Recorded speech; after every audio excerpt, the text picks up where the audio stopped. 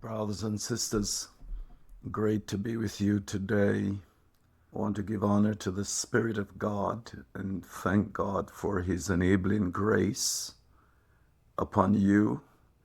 But I also want to thank God for you and the reality that you are a destiny helper. Apart from the fact that you have a unique assignment by God, there is a one another in. And one another implies that I impact your life in a way that helps you to accomplish the divine assignment. And that's how we're using that one another in today. And this week, I firstly want you to bear in mind how problematic it can become when you are a destiny helper. I want to highlight your meditation on the gentleman we call Mark, and for the greater part, we can call him John Mark. And John Mark was unique because in the Word of God in 2 Timothy chapter 4 and 11, Paul was at almost the end of ministry and the end of his days. He was soon to be sacrificed because of his belief and his faith in Christ Jesus. He said to Timothy, Amen, Demas has forsaken me, having loved this present world. Take with you John Mark when you're coming, because he's profitable to me for ministry. When you see this, he's profitable to me for the assignment. This week, as you embark on your meditation, as soon as you grab a hold of this exhortation, I want you to make a list of all the persons who have played a significant role in your assignment. Make a list of all persons who have been instrumental in your assignment by Almighty God. Hallelujah. That's step number one. Step number two, we start thanking God for that person or those persons.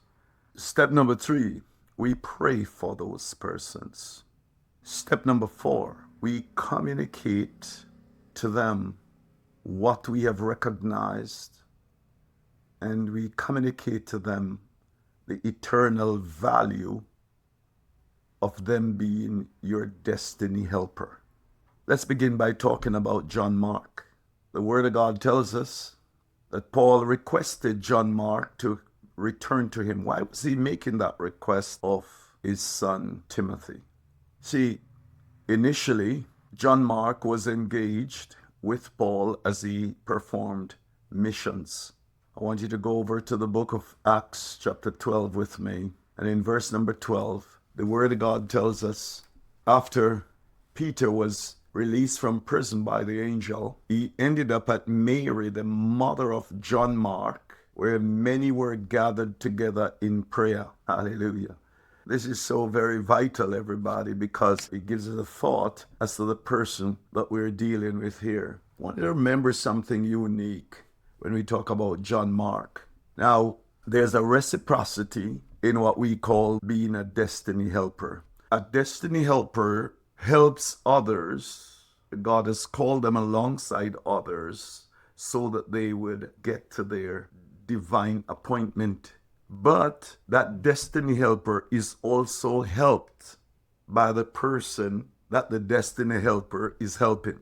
So then, it is reciprocal. John Mark will be the destiny helper of Peter, the destiny helper of Paul and Barnabas, but they also are destiny helpers, amen, to John Mark. Who is this John Mark? He's the author of the Gospel of Mark. And many people think that synoptic gospels, or whatever we call them, many people believe, the theologians believe, that Mark is the oldest of the manuscripts. Think about that. Think about the divine assignment on his life. So we know he authored the book of Mark, a very, very powerful book. He was the nephew of Barnabas. He was a disciple of Christ Jesus. Paul and Barnabas took him on the first mission journey, but the guy got sick. He sort of got homesick, and he decided he's not going on the second journey, so he returned to Jerusalem.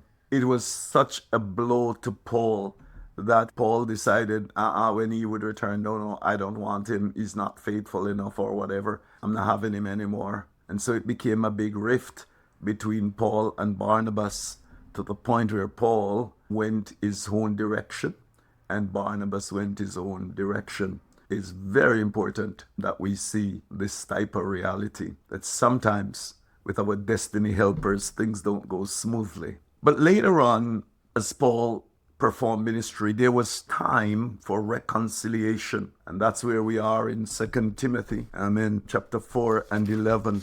And in that reality, believers, we are told that as Paul wrote to his son Timothy, he said, "Now I want you to bring him back."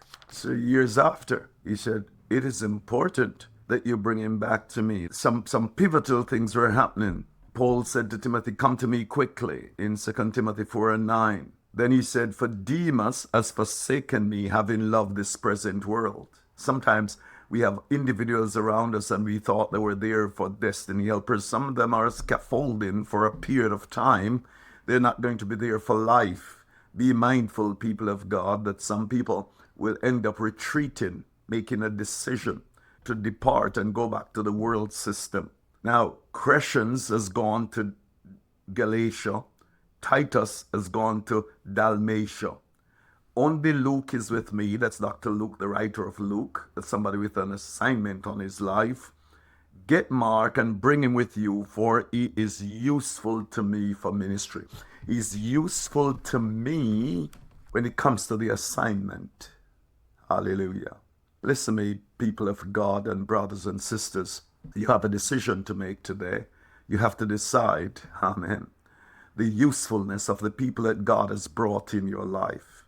And even when you have stumbled on occasions where you don't seem to be agreeing about something, when God has placed pivotal people in your life, you have to turn around and recognize they are there to facilitate and to help me to get to my divine appointment. My assignment requires John Mark. So even though we shut down somewhere along the line, John Mark and I, now it's time for me to acknowledge that he is back. Amen. And it's time for me to recognize that I need him. I need John Mark. Hallelujah. Why? He has ministry in him. Praise God. Hallelujah. Thank you, Lord Jesus. Praise God. So let's read where the division came up. In Acts chapter 13 and 5, when they arrived in Salamis, they preached the word of God in the synagogues of the Jews. They also had Mark as their assistant. John was helping in the gospel, declaration of truth. When they had gone through the island of Paphos, they found certain sorcerer. Now I want to see that. A false prophet, a Jew whose name was Bar Jesus, who was of the proconsul of Sergius Paulus, intelligent man. Now listen to verse 13. Now when Paul and his party set sail from Paphos, they came to Perga in Pamphylia, and Mark departed from them, returned to Jerusalem. That's where the problem came up. See, there are times, people of God, when you're fully engaged in what God has assigned to you, and the persons you believe who are going to stand with you, they make an alternate decision. Let me tell you, the assignment doesn't change. Hallelujah. Praise God forevermore. And so I want you to be mindful there, people of God. Amen. So in chapter 15 and verses 33 to 39, we learn this. Praise his holy name. Now, hear this.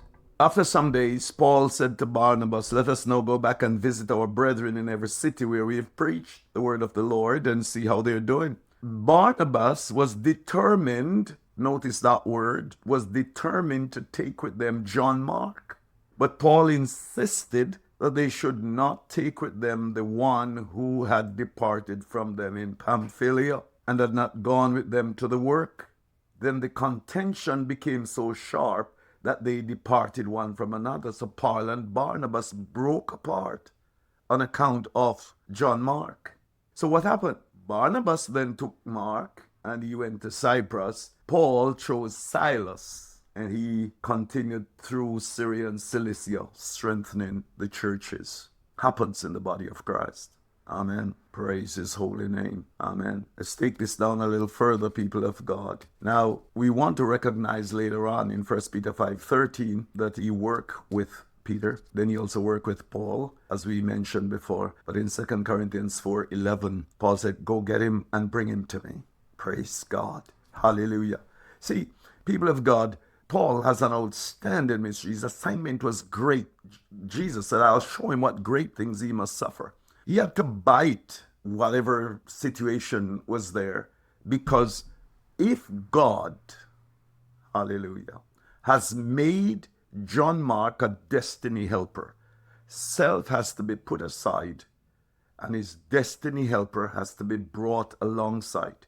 He was at the point of death, the Apostle Paul, but he would not ever go to death without making sure there is proper, full reconciliation, and also that which lavishes on John Mark the reality that I observe and I respect the call or the assignment that God has placed on your life. Brothers and sisters, I want you to identify this week those persons, amen, who has been destiny helpers. You're going to pray for them. You're going to thank God for them. You're going to call them, and you're going to reverence them because they are essential. You see, if you value the preciousness and the importance of your assignment, you're not afraid, hallelujah, to recognize the people whom God has called alongside you to help you. Father, in the name of Jesus, we thank you for the message that we have received from John Mark. As we meditate on this week, we want, Father, that your Holy Spirit will guide us to all our human destiny helpers. And we want to take time out to acknowledge that grace you have placed on them that facilitates the assignment in our life. In that level of collaboration, we will be victorious. Lord, we thank and praise and adore you in Jesus' precious and holy name. Amen. Praise God. God bless you, everybody.